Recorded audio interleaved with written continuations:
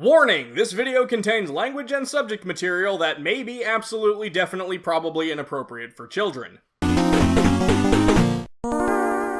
Marvelous! Hello, friends and loved ones! How are you today? And welcome back to Saintstember, the series where I'm discussing all of the main Saints Row games in Septembers.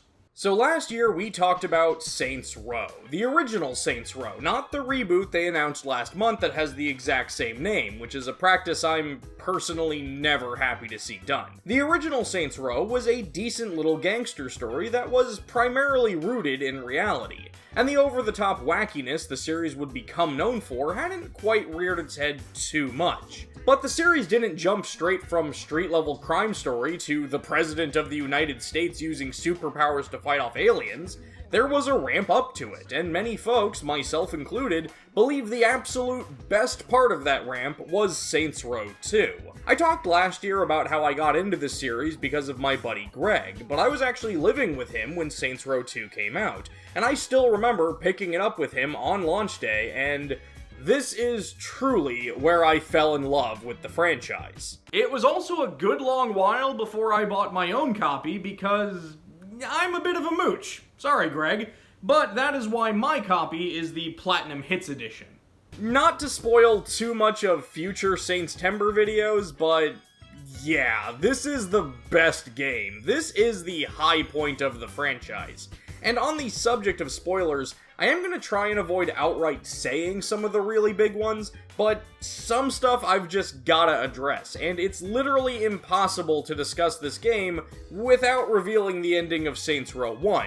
So just consider this a general spoiler warning and watch the video at your own risk. I also decided that this game is far too big and far too beloved to be talked about by just me. So I'm bringing in someone who knows and loves this game as much as I do. Everyone please welcome TomatoGhost. Saints Row 2, you say? Yeah, I'll be up for that. That could be fun.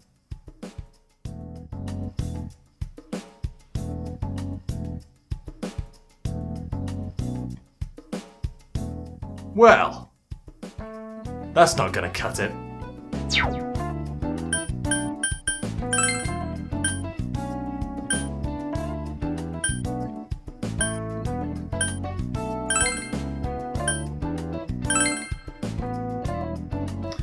Yeah, that's more like it. Who would have guessed that a sequel to a so-called GTA ripoff would be in my top 5 games, but here we are. After buying it off a friend for £5 way back in the late 2000s, I was introduced to the world of Stillwater, home of the 3rd Street Saints. See, even my physical copy has aged.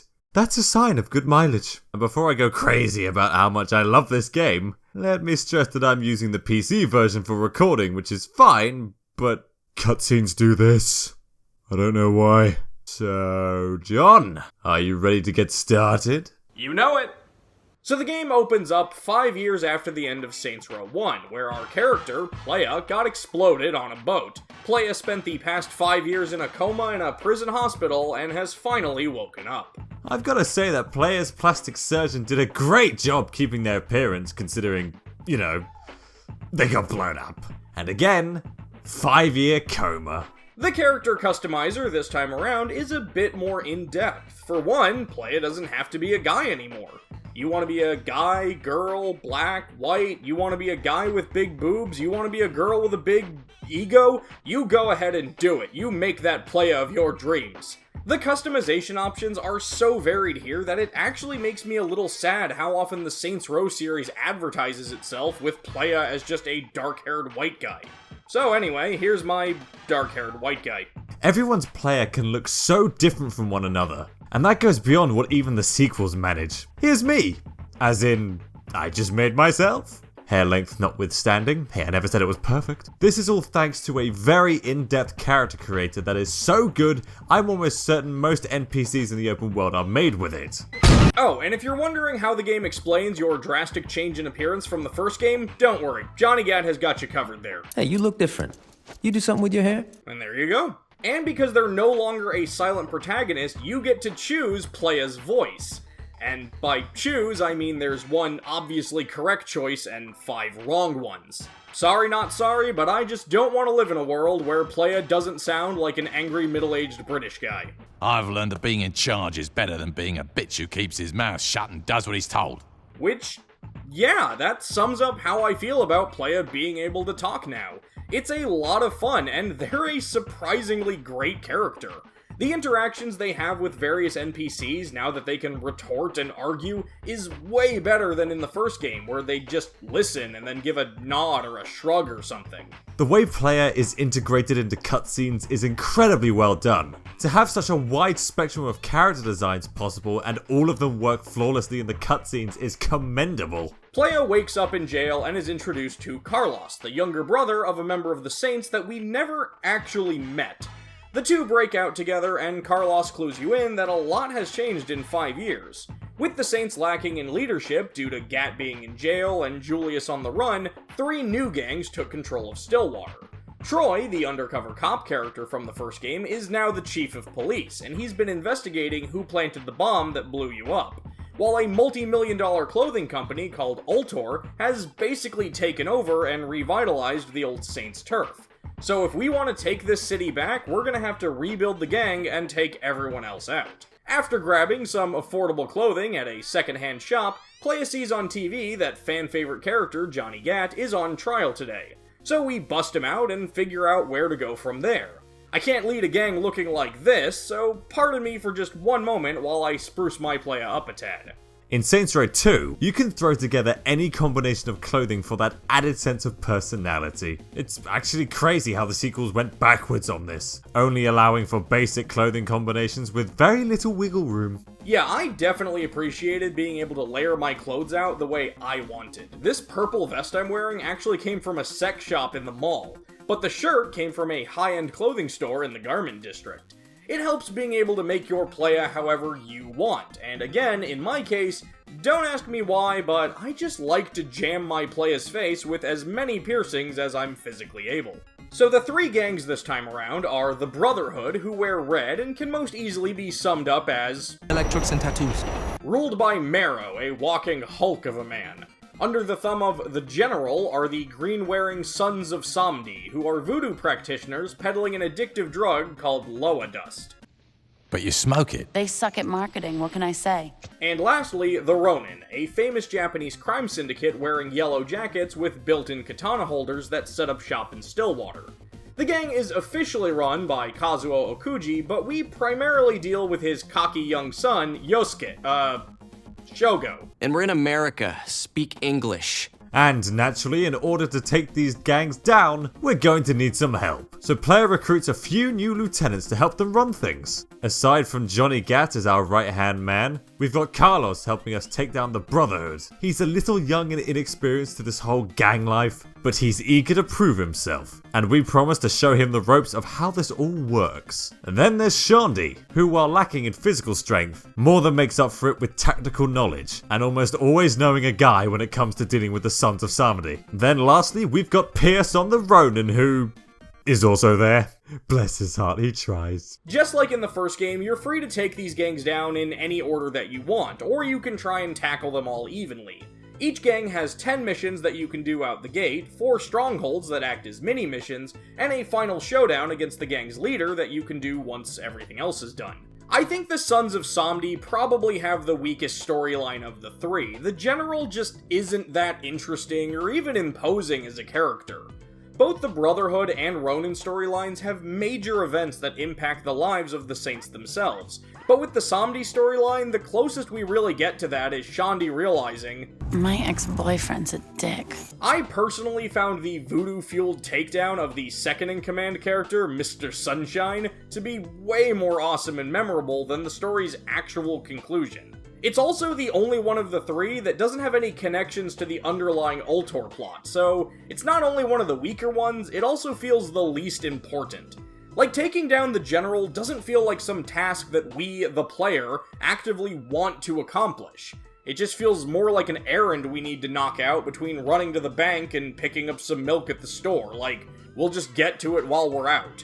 Also, there's one mission near the end where you have to infiltrate the police station while Shadia hacks traffic cameras, and I'm pretty sure there were supposed to be waves and waves of cops coming to stop us, but they didn't, so I just kind of waited around. I think the main reason that that's the case is probably down to the fact that the Brotherhood and the Ronin make things personal. In the case of the Ronin, very personal. But I suppose if all three storylines were on that level, then those moments wouldn't feel as special. If everything's impactful, then nothing is. Picking the moments when to go hard work in contrast to the downtime. Plus the drugged out mission is hilarious. Now, as for the strongest storyline, that goes to the Ronin. Again, I'm trying not to give away the big spoilers here because I do want people to experience this plot for themselves, but I will say, there's a scene towards the end where Gat is beating up Akuji Jr., and this is one of the most powerful scenes I've ever witnessed in a video game. Everything from the lighting to the choreography, the script, the acting is positively phenomenal. This is an amazing moment. But it is still Saints Row, so if you want to undercut the severity of the scene, you can always dress Playa up like a little green alien because wacky! Yeah, I can't even remotely deny that the Ronin have the best story. Because they do. It might just be because I get a kick out of hearing Yosuke from Persona 4 as a gang boss. Twice. You two have humiliated my family for the last time! I can recommend some good voice recognition software. Why in the world are you interested in Kanji's swimsuit? That gets the blood pumping to my loins. Anyway, let's not overlook the other two gangs' narratives though. The Brotherhood conveys this vicious cycle of revenge over and over as the stakes just keep increasing. It's engaging stuff. Even the Sons of Samedi have this otherworldly feel to it. You never know what the next mission holds. Each story isn't stupidly long, but you feel invested very quickly. It's well paced. It helps that the voice acting is really good too. Speaking of the acting, much like the first game, Saints Row 2 has an all-star cast loaded with fun and very talented actors. You've got Michael Dorn, Jamie Presley, Greg Eagles, Phil Lamar, Neil Patrick Harris, Eliza Dushku, Jay Moore, Yuri Lowenthal, Brian T. The list goes on, and that's not even including returning actors from the first game. Also, it has to be said that Saints Row 2 is shot like a goddamn film. The fact that I had to use the word shot just shows how well crafted these cutscenes are, and how engaging the narrative is. It's commonplace now for games to incorporate a film-like cinematic style, but Saints Row 2 was the trailblazer. So many great shots, angles, and bold variety with its cinematography. Why yes, that is just 3 synonyms for it's well shot, but I'm emphasizing here. It may not be as graphically polished as other games from 2008, but it makes up for it with style. And also the fact it's a massive ambitious game, so hey, cut it some slack. Also returning to Saints Row are activities, with a few comebacks like Snatch and Mayhem, where you deliver prostitutes and blow stuff up respectively. Then you've also got a couple of new ones, like Fuzz and Septic Avenger, where both can kind of be described as shooting crap and ruining people's days, if you really think about it. Like in the last game, the best part of these activities are the opening cutscenes, where you get introduced to the character you'll be working with. They're made even better now that Playa is able to interact with these characters, and we've even got a few returning faces, like Luz is our main partner in one of the drug trafficking activities. I'm glad to see she was able to turn her life around after we killed her boyfriend and her new lover dumped her for a younger woman. Yeah, but now she gets to work with us, so everybody wins! Except her, I'd wager. There are actually quite a few returning characters from the first game that pop up in the story here. Like Donnie, who was the mechanic for the Rollers, is now the mechanic for the Brotherhood. And everyone's favorite violent hippie, Tobias, got his pilot's license and seems to be doing pretty well for himself. That and Tobias is voiced by Garrus from Mass Effect, and that's all I can hear now. In that case, you mind giving me and the wife some quality time? Can it wait for a bit? I'm in the middle of some calibrations. Some of the returning activities were greatly improved, most notably the Hitman missions. In Saints Row 1, they were basically, hey, hope you find this randomly spawning NPC and you better pray you have the right weapon to kill them with when you do, but in Saints Row 2, each target has a set location and a mini mission that must be completed in order for them to spawn. I really liked these new ones, and it made this one of my favorite activities to do. Like before, completing activities rewards respect, which you'll need to play more of the story missions, but you also get bonus rewards on top of that, and a lot of them are well worth it. The main one I recommend doing is the Downtown Snatch activity, because completing that unlocks infinite SMG ammo, which is very rewarding, but also might break the game with how handy it is. Let's be honest, it's all about insurance fraud. Nothing is funnier than adding a ragdoll on command button, so being encouraged to fling yourself into traffic and soaring through the air in a mangled mess is always hilarious. It says a lot that it became a mainstay of the franchise, even being enhanced in Saints Row 4 with the addition of superpowers. However, I find crowd control underrated too. It's short, but just being paid to mess up intrusive fans is therapeutic. So on paper, Saints Row 2 just seems like more of Saints Row 1. You've got the same city, you've got 3 gangs to take down through missions and strongholds, you complete activities to earn respect. So if it's all the same, why is this game considered such an improvement? Well, because they just did it all better. They took things that worked and improved upon them. They took things that didn't work and fixed them. The characters and writing are way more memorable, and Saints Row 2 is a game that I feel truly captures what a sandbox is supposed to be.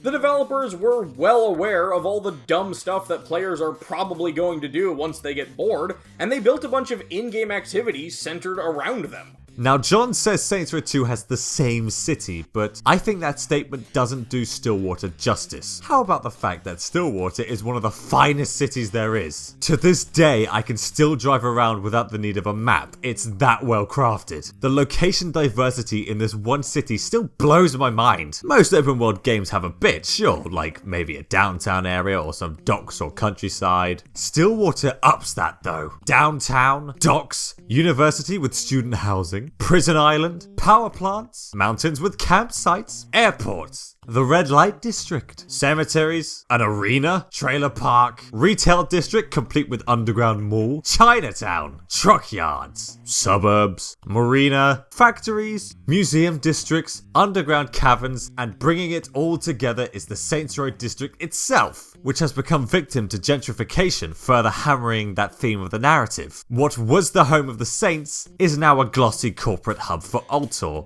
with the Phillips building standing high above it, instantly setting them up as the main threat. Storytelling with just the city's layout. Now that's the mark of a phenomenal game. Also, yes, you can go inside even the most trivial places. Stillwater is just that detailed. When I'm wrong, and I'm man enough to admit that.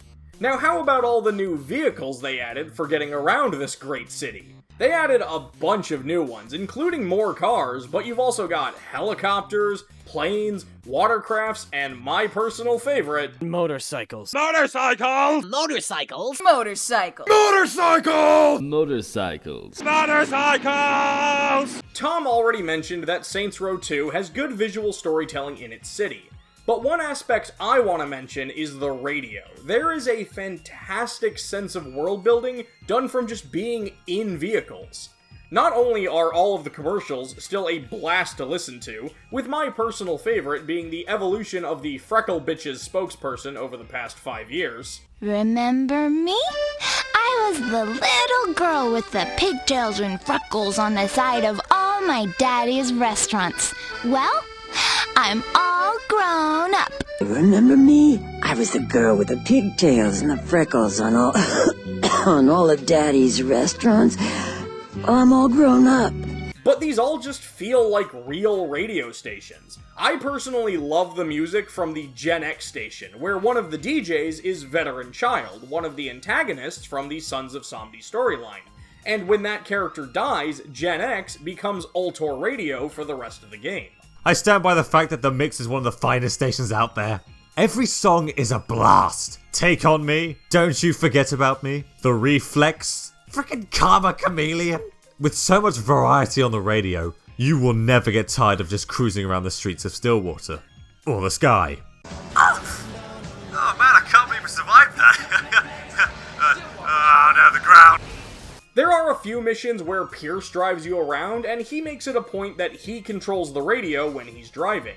But on some missions, when you're driving him around, he'll still change the station. and if you change it to what you want, he'll say your taste in music is crap. There are even a handful of songs that Playa will randomly start singing along to, like The Final Countdown by Europe. Because, honestly, who can possibly resist belting out those Between all these little things and stuff like journalist Jane Valderrama giving news updates on missions you've recently done in the city, I'm being genuine when I say the sense of world building inside the radio is one of my favorite aspects of Saints Row 2, and it leaves a huge impression. Okay, let's get on back with the story here. Once you've taken down all 3 gangs, you've got one final mega corporation to topple if you want to reclaim control of Stillwater, and that's Ultor. Dane Vogel, an Ultor executive, is a character we've met a few times throughout the various storylines, and he's always been pulling the strings to get what he wants. After a lot of careful planning, bullets flying, and more than one blown-up helicopter, Playa takes down Ultor, and as the Saints fly off, Pierce asks what's next for them, to which Playa responds, "This is our city. We do whatever the fuck we want to do." Oh, and if you watching this video right now are asking yourselves, but wait, do we ever find out who blew up the boat at the end of the first game? Yes. Yes, we do. And if you want to find out who that was, you can just play the game for yourself. And that's the end of Saints Row 2. Objection! John, were you really about to end things without talking about the DLC missions? What? Are you playing the PC version or something? Fool. God. Yeah, Saints Row 2 had quite a bit of DLC, but the most substantial were the 2 mission packs called Ultor Exposed and Corporate Warfare. In the former, you team up with real-life, actual pornographic film star Tara Patrick, who, in this world, is actually a successful microbiologist who helped Ultor perform grotesque human experimentations. But she wants you to help her dig up proof and expose Ultor's wrongdoings. You think that's why it's called Ultor Exposed? Yes. And then there's Corporate Warfare, which is definitely the more important of the two as far as story progression goes. Remember the character Dex from the first game? Well, you do get a few snippets here and there of what he's been up to throughout the story, but the short and simple answer is he dropped his flags and got a job at Ultor as a security executive. And he's doing quite well for himself. Well, we can't have that, so we do what are probably some of the most annoying missions in the entire game in order to get revenge on Dex. This sniper mission was positively infuriating. I don't even care how fun it is to fight off hordes of violent mimes. We wind up putting so much pressure on Dex that he flees Stillwater, never to return. But some of you are probably aware that in the next Saints Row game, we're headed off to a brand new city, so naturally this storyline will continue from there, right? No. Alright, and that's the end of Saints Row 2. Well, except for the co-op missions. Look, I'm sorry, my 360 doesn't play so nice with the online stuff. You should see what I had to go through just to get those DLC missions. At the end of the day, trust me when I say that nobody is more surprised than I am that a game with this cover art is one of my favorite video games of all time. Stillwater is still a fun city to explore, and it's cool to see how it's evolved since the first title. There are just so many little mechanics, activities, and diversions that you'll nearly always have something to do. The customization options help you make Playa the way you want to make them. The wackiness of Saints Row 2 is here when you've got missions that involve killing a sheep mascot guarded by pimps and a careful toe-to-toe katana fight, but it's also balanced out by genuine character moments and surprisingly fun and oftentimes hilarious dialogue. The team at Volition built an interesting world and dynamic with Saints Row, and I think they hit that sweet spot with this second installment. The upcoming reboot doesn't seem like it's going back to this exact spot, but knowing that we are about to take a bunch of lovable losers in purple and bring down rival gangs again does give me hope. And Tom, I've gotta say, I'm really glad we could talk about this title together. Sorry things got a bit rushed towards the end there, but I knew I wanted to talk about this game with someone who loves it like I do. Honestly, any excuse to play it again is more than welcome. It still holds up amazingly well, especially now in hindsight with sequels and spin-offs that are divisive. I can always rely on Saints Row 2 for a good time though. Despite the violence and indulgence in crime, I find it a great comfort game. Nothing quite hits the spot like cruising around Stillwater with 80s music blasting out of your custom-made car. Still in my top 5 games for sure. And now to put you back until the next time I really want to play you. Which is probably in like a week.